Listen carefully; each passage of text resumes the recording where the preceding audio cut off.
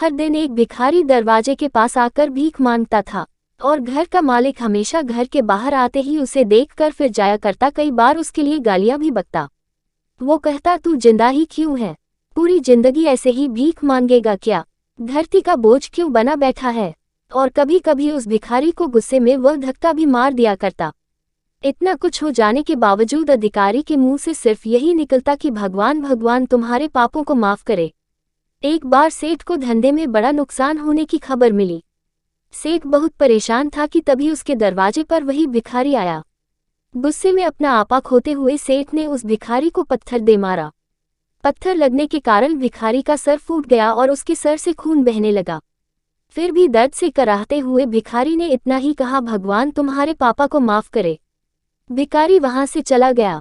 सेठ सोच में पड़ गए, भिखारी को पत्थर मारा फिर भी उसने सिर्फ प्रार्थना की। सेठ का गुस्सा शांत हुआ, शेर का मन शांत हुआ भिखारी का रहस्य जानने के लिए। सेठ ने भिखारी का पीछा करना शुरू कर दिया।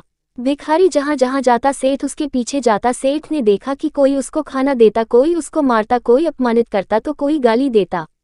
लोग भिखारी के साथ चाहे जैसा व्यवहार करते, लेकिन भिखारी सबके लिए एक ही प्रार्थना करता, भगवान तुम्हारे पाप माफ करें। अब रात होने को आई थी। भिखारी अपने घर जाने के लिए लौटा। वो अपने घर पहुंच गया, लेकिन सेठ अब भी उसका पीछा कर ही रहा था। एक पुरानी टूटी हुई खटिया पर एक बूढ़ी औरत लेटी हुई थी, काफी कमजोर और बीमार लग रही थी। वह भिखारी की पत्नी थी। अपने पति को वापस आता देख वह खाट से उठ खड़ी हुई। पत्नी ने अपने पति के भीख वाले कटोरे में देखा, उसमें सिर्फ आधी बासी रोटी थी। उसे देखकर वह बोली, आज बस इतना ही मिला, और हाँ, आपके सिर से खून निकल रहा है, ये चोट कैसे लगी? बूढ़ा भिखारी बोला, आज बस इतना ही मिला, किसी ने कुछ दिया ही नहीं। सब ने गालियां दी और एक नए पत्थर भी फेंकना, इसीलिए मेरा सर फट गया। एक गहरी ठंडी सांस लेकर बूढ़ा भिखारी फिर से बोला, यह मेरे ही पापों का फल है। तुम्हें याद है कुछ सालों पहले हम कितने अमीर थे? क्या कुछ नहीं था हमारे पास? हमारे पास हर चीज जरूरत से ज्यादा थी, लेकिन हमने कभी दान नहीं किया। और उससे भी बुरा हमने उस अंधे भिखारी के साथ किया जो हमारे द्वार पर भीख मांगने आया करता था। बूढ़ी पत्नी की आंखों में आंसू आ गए।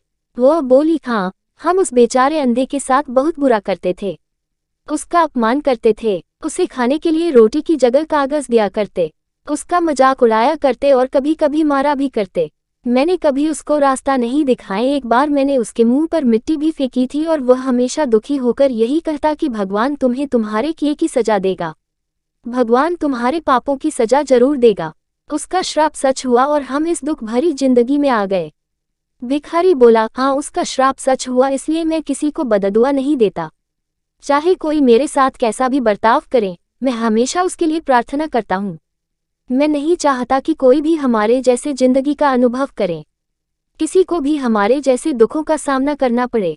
वो नहीं जानते कि वह कितना बड़ा पाप कर रहे हैं, इसलिए अनजाने में हुए पाप की ऐसी सजा किसी को भी मिले, मैं नहीं चाहता। सेठ वहीं पर छुपकर यह सारी बातें सुन रहा था। अब उसे सब कुछ समझ में आ गया था। भिखारी और उसकी पत्नी ने वह आधी रोटी मिल बांट कर खाएं और भगवान को धन्यवाद बोलकर सो गए। अगले दिन बड़ा भिखारी फिर से भीख मांगने गया। सेठ के घर के पास जाते हैं। सेठ ने पहले से गरम रोटी या उसके लिए निकाल कर रखी थी। उसे देते हुए सेठ विनम्रता से बोला, माफ कर दीजिए बाबा, उसे बहुत बड़ी गलती हो गई।